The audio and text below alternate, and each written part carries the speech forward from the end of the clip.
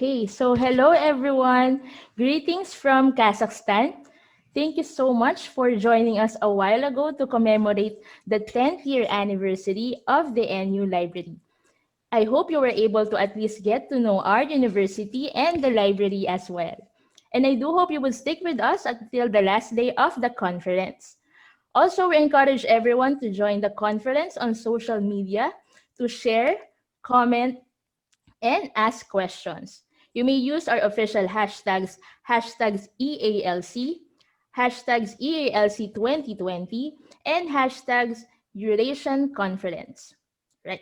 So before we formally start, allow me to thank our generous sponsors who have made this virtual conference possible. To our gold sponsors, we have Clarivate, Elsevier, Microinformation, Springer Nature, Wiley, and Walter Kluwer. To our bronze sponsors, SPIE and EBSCO. And lastly, to Overdrive. Thank you so much for your generous support. Now let's proceed with the conference proper. Okay, so I hope you're still with me. All right. So I'm April Manabat, a reference librarian at Nazarbayev University Library, and I will be your moderator for this session. Now that we already have an idea of what this conference is all about, it is very much appropriate to start our keynote speech with a notable and experienced academic librarian and researcher. Our keynote speaker is an experienced professional with an extensive experience of academic libraries in the UK and the South Pacific and even in Australia. She is the scholarly communications librarian at James Cook University in Queensland and is the chair of the Research Support Community Day, an annual PD event for research librarians in Australia. She has been actively involved with IFLA, or the International Federation of Library Associations and Institutions, for so many years. She is also the current co-convener of the IFLA RSCAO, or the Regional Standing for Asia and Oceania, as well as the Information Coordinator of the IFLA Academic and Research Libraries section. She has also worked very closely with ALIA, Australian Library and Information Association, having served as the Northern Territory Manager and convened the annual ALIA Top End Recognition Award. Passionate as ever about the role of academic libraries, her special interest includes open access, social media for research, and research impact, to name a few. Friends from around the globe, let us all welcome Ms. Jayshree Mamtora. Hello, Jayshree. All right, can you hear me now? Yes, we can hear you. We can also see your screen. Yeah, we can see your screen. You can start now, Jayshree. That's excellent. Thank you very much. I was just waiting to be able to share my screen, so thank you for your patience. All right. Good morning, everyone. Good morning. Good morning from Australia. It's actually good afternoon here. Здравствуйте. Доброе утро. Thank you so much for inviting me to present at this conference. I am very pleased to be able to join you this morning. In recent years, there have been significant changes in the role of the academic library, and that has had an impact on the teaching, learning, and research of the university. The library has become engaged in new and innovative areas, leading to a repositioning of its role and function. So, in this presentation, I'm going to highlight some of the trends that are impacting our libraries and the way we work, and would like you, the participants, to consider how these trends fit in with where you are in your workplace. Are you already using some of these technologies that I'm going to talk to you about? Do you already have some of these services in place? How has this impacted on your students? and your staff and their successes? If you haven't, then you can see where you could make some changes with what you offer now. Can you reflect on what the long-term impact might be? In preparing this presentation, I have drawn inspiration from a number of library reports. The Horizon Library reports, the Stonewall report in the UK, the ACRL report in the USA, and the IFLA Trends report. And these are listed in this slide, but also I have a list of references that will be made available to all participants after the class. So when we look at the trends identified in each of those 4 reports that I mentioned, a pattern seems to emerge. Libraries are acting as gatekeepers or facilitators. We have rich content collections. Libraries are regarded as safe places with the librarian as trusted partner. There is connectivity between people and institutions, and between the physical and the digital, with the latter being the big disruptor. Ever since the first dial-up modem and bibliographic database, libraries have been both developers and adopters of technology. And this process has only accelerated. But technology can be both empowering as well as disempowering. And now there is far more focus on our users. Ever since books were unchained, we've always believed that our users come first. But now user perspectives and user needs are front and center.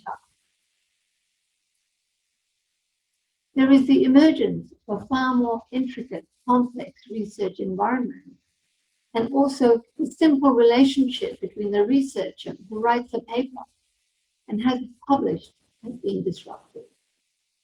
Now the researcher can also be the publisher and must provide access to the research as well as the original data on which the research is based. The Stonewall UK report from 2017, Mapping the Future of Academic Libraries, outlined 30 trends. This was just 3 years ago. They outlined 30 trends that would impact libraries in the next 10 years, so between 2017 and 2027. And this was based on a national survey of academic librarians in the UK.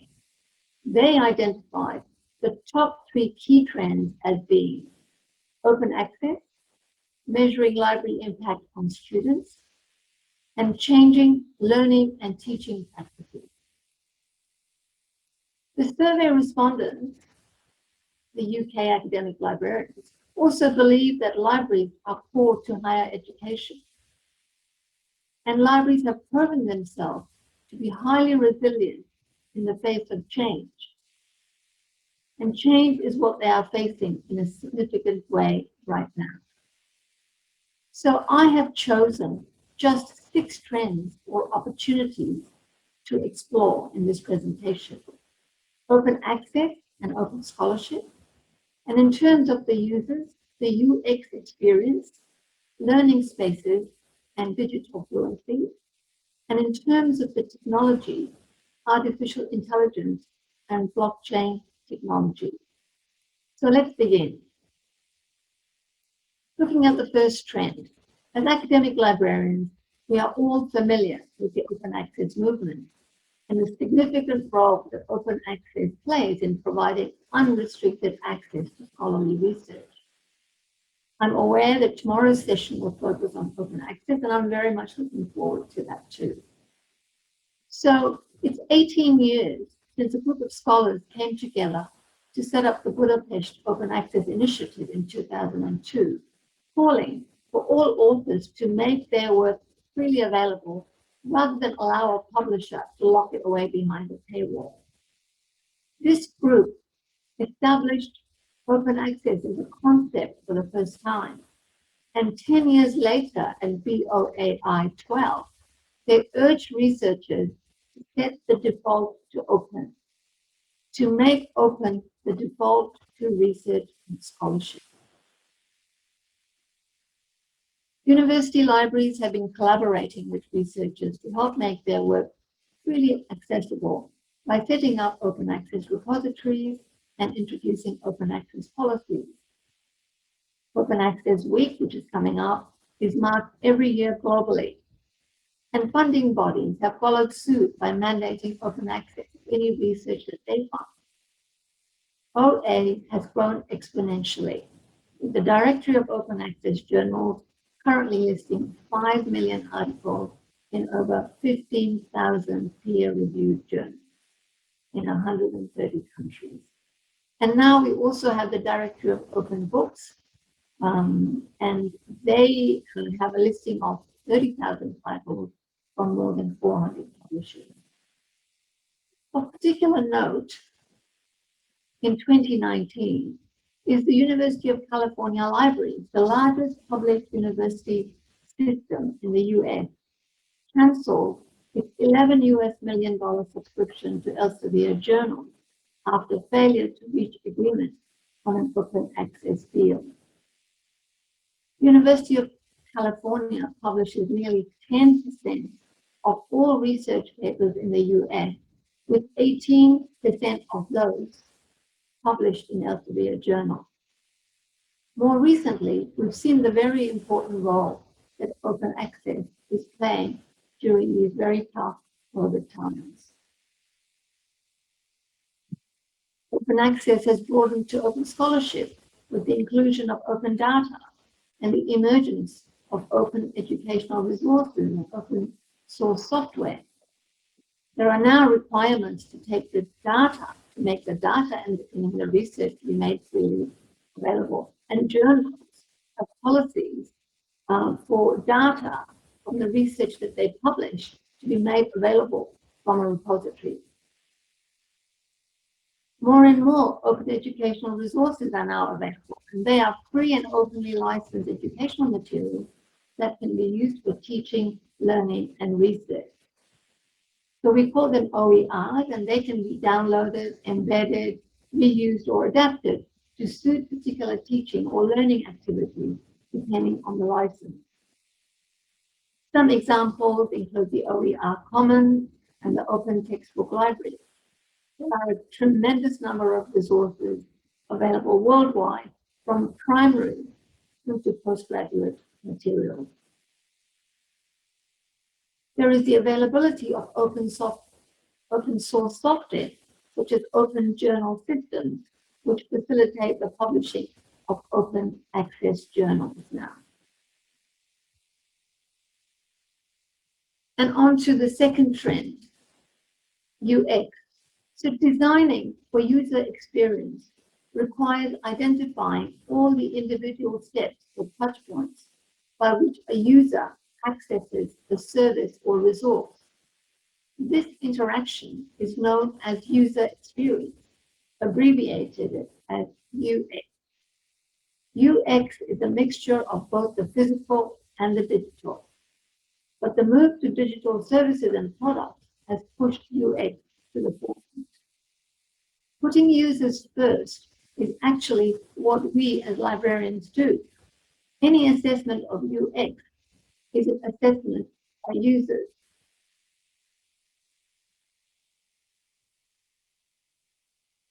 According to Kuniavsky, cited by Walton, user perceptions include effectiveness, how good is the result? Efficiency, how fast or cheap is it? Emotional satisfaction, how good does it feel? What is the quality of the relationship with the entity that created the product or service? Academic libraries are now increasingly using ethnographic methodology when exploring the UX experience. The main pressure to adapt UX in academic libraries has been the dramatic move to digital services and digital information. The term ethnography has developed to mean virtually any qualitative research project. At the University of California, the value and importance of UX is seen in the creation of the user experience design. to support the California Digital Library. The mission is more than just about the library catalog. The California Digital Library continues to explore how services such as digital curation, scholarly publishing, archiving, and preservation support research throughout the information lifecycle.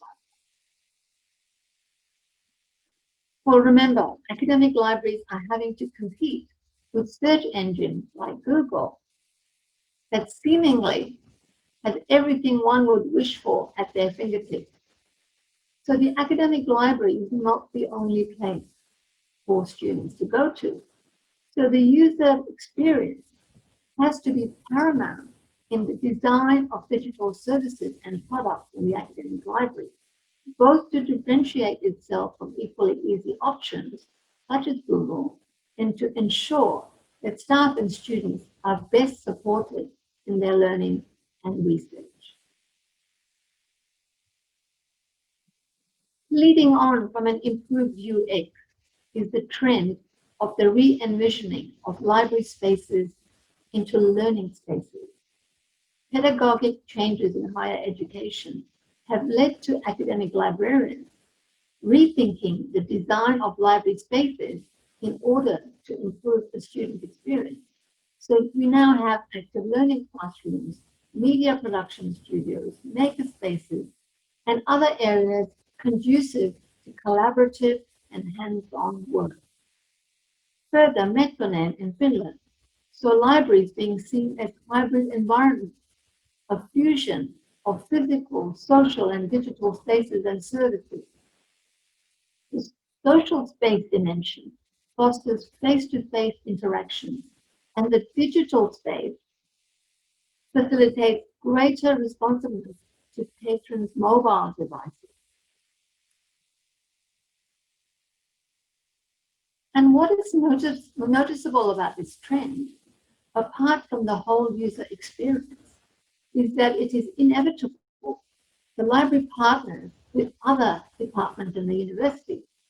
For example, Deakin University Library in Australia undertook a joint research project with their School of Architecture and Building to establish a setting for the evaluation of academic library spaces, built upon a set of criteria of quality and quality indicators.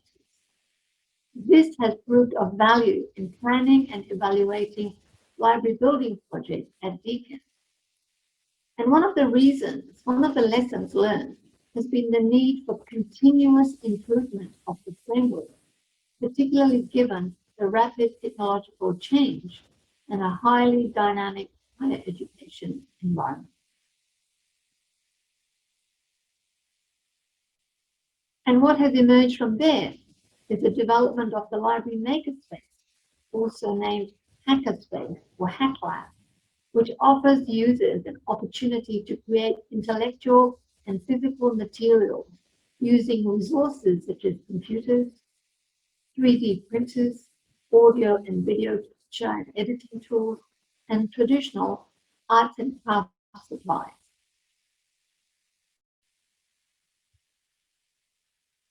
John Berg, in his article Making Sense, Can Maker Spaces Work in Academic Libraries, justifies an academic library makerspace by saying that it can provide opportunity for hands-on learning, allow students to work collaboratively with peers, it allows group participation and collaboration, it allows for self-directed learning, and it also allows students to prototype and problem solve. It allows for tinkering and exploring how things work and delve into troubleshooting. It can add to a library's mission by adding making activities that are a reasonable extension of the library's goals. It can provide access to services and needs that may not be easy to get at otherwise.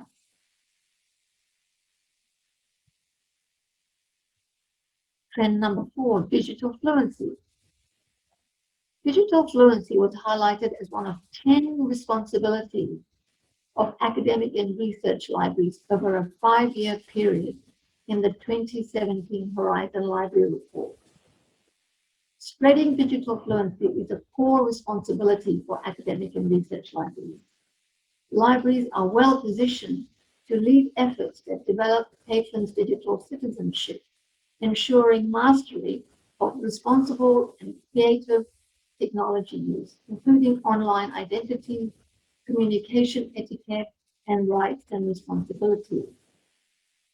So what exactly is digital fluency? In their paper, Wang, Myers, and Sundaram define digital fluency as the ability to reformulate knowledge and produce information to express oneself creatively and appropriately in a digital environment. It's the digital environment that matters. Jennifer Sparrow in 2018 asked, how is digital fluency different from digital literacy? In learning a foreign language, a literate person can read, speak, and listen for understanding in the new language. A fluent person can create something in the language, a story, a poem, a play, or a conversation. Similarly, digital literacy is an understanding of how to use the tools. Digital fluency is the ability to create something new with those tools. Digital fluency can be viewed as an evolving collection of fluencies, including a collection of fluencies, but not limited to curiosity fluency, communication fluency, creation fluency, data fluency, and innovation fluency. And in relation to the United Nations Sustainable Development Goals, digital fluency addresses goals number 4 and 10. Ensure inclusive and equitable quality education and promote lifelong opportunities for all.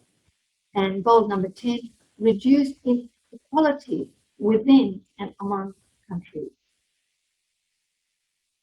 In Australia in 2019, the Council of Australian University Librarians took the concept of digital fluency one step further and released a position statement on digital dexterity.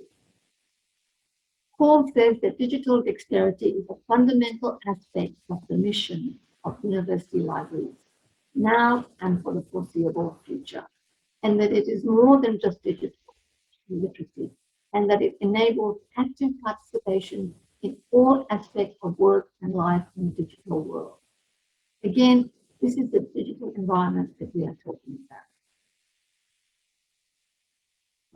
The La Trobe University Digital Literacy Framework, so this is an Australian university in Melbourne, supports its strategic focus on digital capabilities by outlining the attitudes and skills that its staff and students need in a digitally connected world. The framework provides the basis for a coordinated and collaborative approach to building staff capacity for digital practice and scholarship, for building digital knowledge and capabilities into the student learning and research experience, and engaging staff, students, and other stakeholders in scholarly conversations about digital issues. The university vision is for a digitally capable organization which supports digital innovation and prepares students for an increasingly digital future. In this environment, staff and students can develop the know-how and skills to enable them to be confident and competent digital agents operating fearlessly in the digital world. So it's well worthwhile downloading this framework and seeing to what extent it meets your current and future needs. Really available. And on to artificial intelligence. So when we consider the application of artificial intelligence, or AI as we know it, do we think of robots in libraries? Are robots in libraries just a gimmick, or can they contribute something special? If we step back a little, we can appreciate that AI could be a major innovation for academic libraries. Again, the 2017 Horizon Library Report stated that these emerging technologies can personalize the library experience for patrons, connecting them more efficiently to resources that best align with their goals. At the University of California at Irvine, the university's mascot, Peter the Anteater, has been adopted by the library to deliver answers and augmented reference service. Of the 12,000 questions that have been asked of the Answers library chatbot, to date, 63% have been library related, and 80% of those have been answered correctly. Also, the impersonal nature of a robot or chatbot can sometimes prove to be an advantage. Kim Smith, the library's head of web service, says that the people least likely to ask questions in person are the ones most likely to drop out. One of our main goals was providing those students an avenue to ask questions when they wouldn't have done so before. Who knew we were so scary? Of course, the library chatbot is only as good as the algorithm on which it is based, and algorithms are written by humans. In 2018, at the University of Rhode Island in the United States, the library opened the first AI lab in any US university library. And this addressed the twin aims of introducing the technology as well as affording a neutral venue where the impact of AI could be discussed.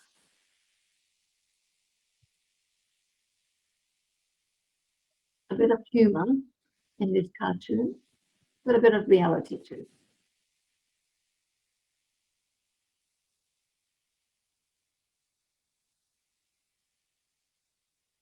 The use of AI in academic libraries as a tool to facilitate access to collections is an obvious choice. The US Library of Congress has developed a program to use AI to enable users to access over 1.5 million photos in over 16 million newspaper pages. The name of the AI tool is Newspaper Navigator, and they use an object detection tool used to find photos, illustrations, maps, cartoons, comics, and so on. And the tool then uses OCR, optical character recognition, just as you would use to find text in a PDF, in order to link the image with the corresponding article.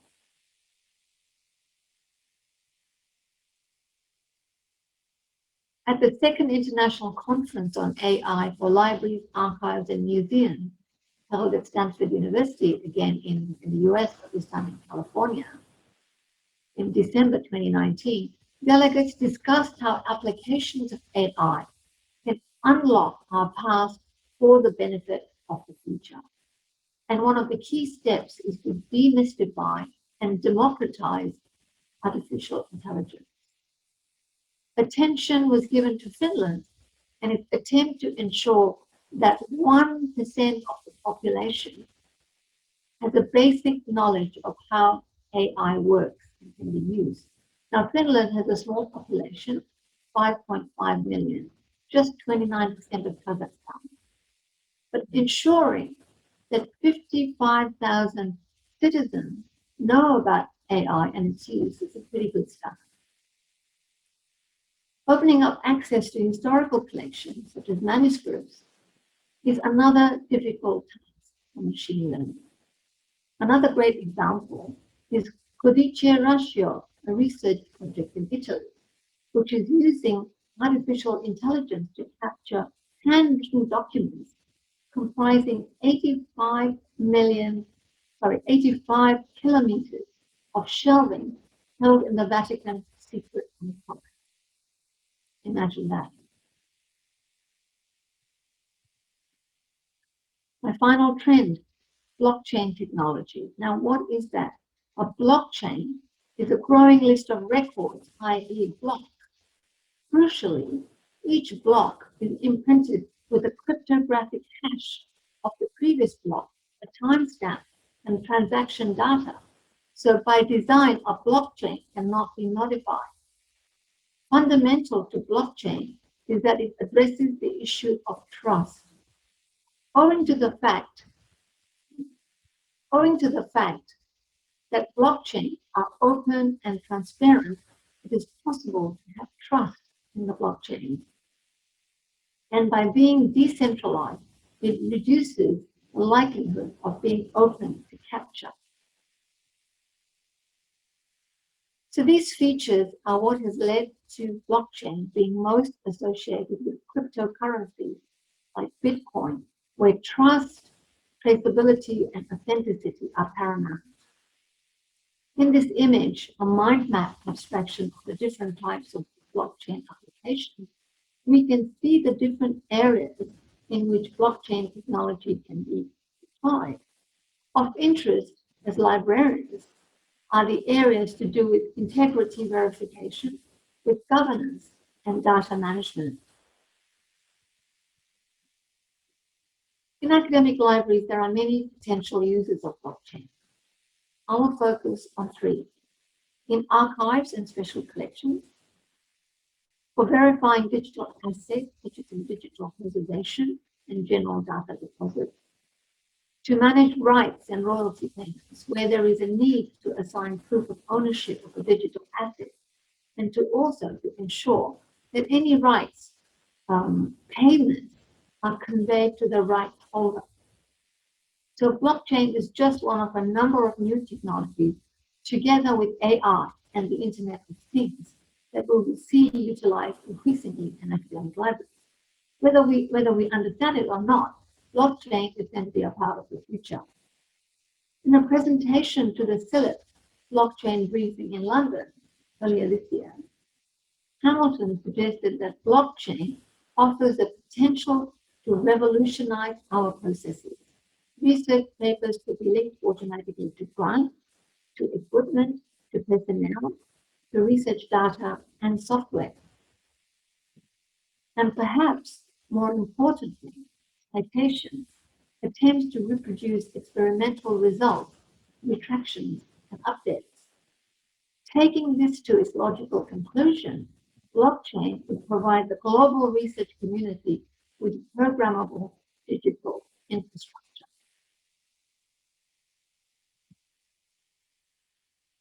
In 2018, researchers from the San Jose State University in the US predicted that blockchain technology was a trend on the brink of revolutionizing the public and private sectors.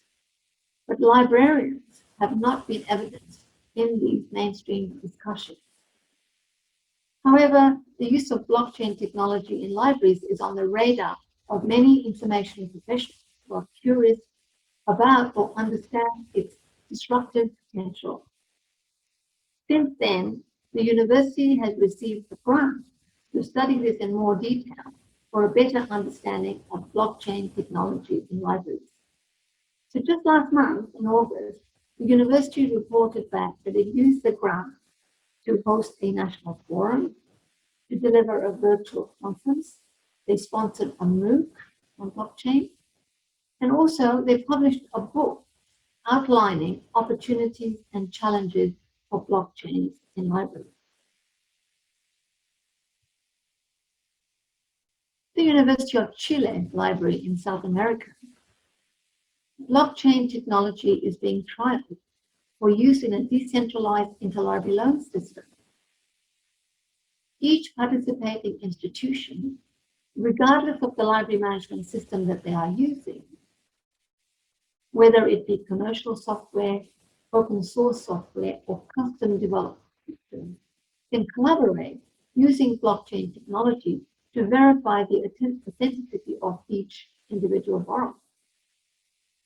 So it's early days yet, but watch this space. Keep an eye on these developments.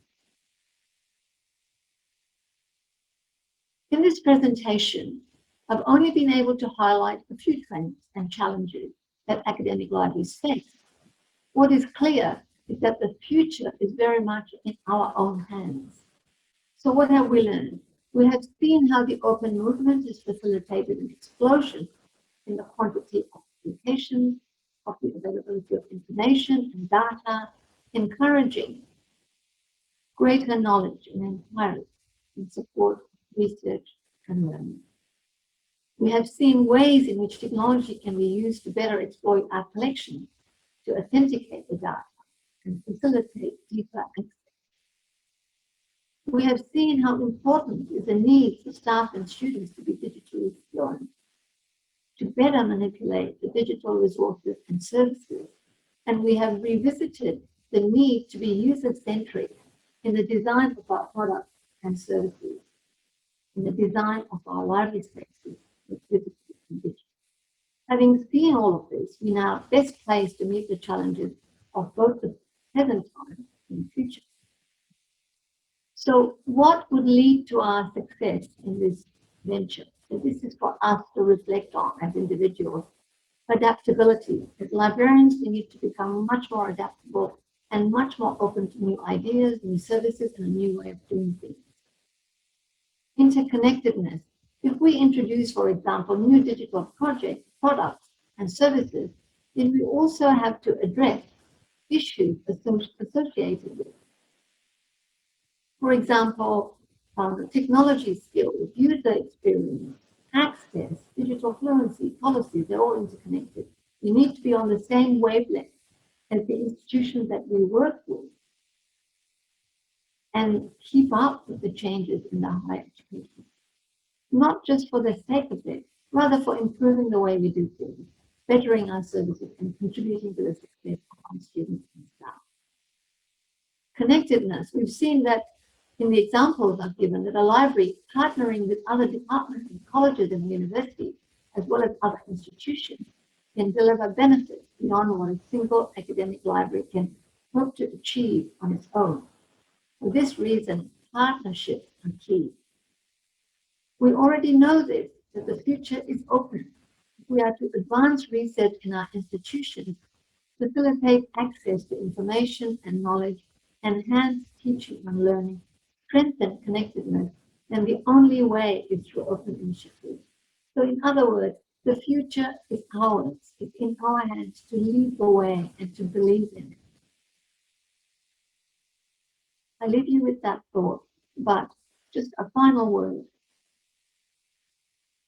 in ways that you could get involved. So I'm actively involved with IFLA, and I invite you to be equally involved. Have a look at these links when you receive this slide. Explore the 10 ways that you can engage with IFLA. Engage with the IFLA Regional Standing Committee for Asia and Oceania. This includes all of our region. It includes Kazakhstan, Turkmenistan, Kyrgyzstan, Uzbekistan. And we have a committee member, Irina Shubina from Karlsruhe University. So please contact her for more information. Get involved in our activities. Follow us on social media. And we have an upcoming webinar on academic libraries in the post-COVID world on the 16th of October. And speakers include Mr. Piotr Lapo from Nazarbayev University Library, amongst others. So please do join us. I'm also involved with the IFLA Academic and Research Library section, and we have very regular webinars and blog posts and social media. So I invite you to get involved. Thank you very much. Спасибо большое. До свидания.